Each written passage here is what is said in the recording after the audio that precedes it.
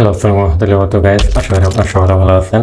আপনারা আমাকে অনেকে মেসেজ করছেন যে ভাইয়া কিভাবে ফেসবুক পেজে একটা নতুন আপডেট আসছে নট রিকমেন্ডেবল, কেন আমাদের পেজটা এইটা দেখাচ্ছে, এটা নিয়ে একটা ভিডিও সলিউশন করে দেখেন।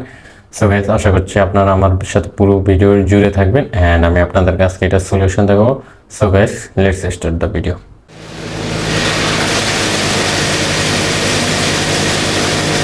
ওকে গাইস, আপনাদেরকে এটা চেক করার জন্য সর্বপ্রথম আপনাদের ফেসবুকে ঢুকবেন। আমি আমার ফেসবুকে ঢুকে নিচ্ছি।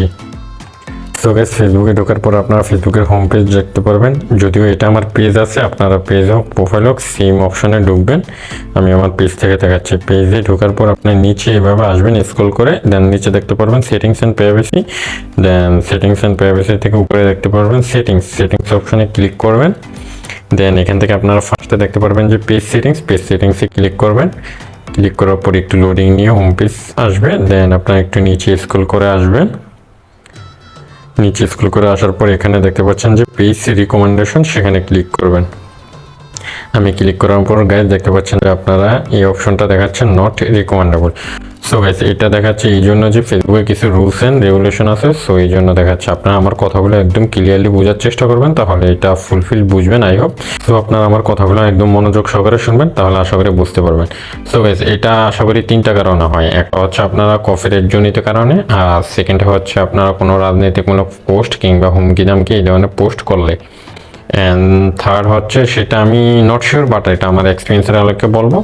সো সেটা হচ্ছে মনে করি যে আপনার ফেসবুক পেজে আপনারা যদি অনেকদিন ধরে অ্যাক্টিভ থাকেন না, অর্থাৎ আপনারা ফেসবুক পেজে তেমন ঢুকেন না ইয়া করেন না, সেই জন্য হয়তো বা এটা আসতে পারে, but I am not sure. এটা আমার এক্সপিরিয়েন্স অনুসারে আমি বললাম, বাট ফার্স্টের দুইটা একদম রাইট। সো এই দুইটা কারণে আপনারা সাধারণত পেজ নট রিকমেন্ডেবল এটা আসে থাকে। সো এটা সমাধান করার জন্য আপনারা আপনাদের দেখবেন ভিডিও কোনটাতে কপিরাইট দিয়েছে ফেসবুক ওনার।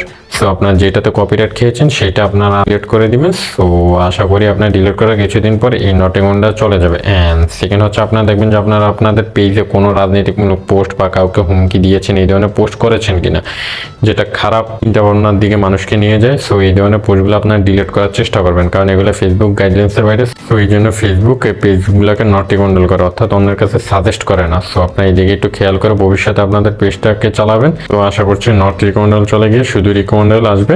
তো আপনারা একটু ধৈর্য ধরবেন, আশা করি ফেসবুক কর্তৃপক্ষ আপনাদেরকে রিকমেন্ডেবল অপশনটা দিয়ে দিবে। আর আপনার পেজে যদি হাজার হাজার ফলোয়ার্স থাকে তাও লাভ হবে না যদি আপনার এখানে নট রিকমেন্ডেবল আসে। সো আপনারা একটু সচেতনভাবে এই ধরনের কাজগুলো করার চেষ্টা করবেন। সো আশা করছি আপনারা আজকে ভিডিওটা ফুলফিল বুঝতে পারছেন। আর যদি আপনারা না বুঝে থাকেন তাহলে আমাকে অবশ্যই কমেন্ট বক্সে কমেন্ট করে জানাবেন, আমি আপনাদের কোশ্চেনগুলো অ্যান্সার দেওয়ার চেষ্টা করবো। সো গাইস, আশা করছি আপনাদেরকে দেখা হবে পরবর্তীতে কোনো এক ইনফরমেটিভ ভিডিওতে। সো ততক্ষণ মতো ভালো থাকেন। আসসালামু আলাইকুম ওয়া বারাকাতুহু।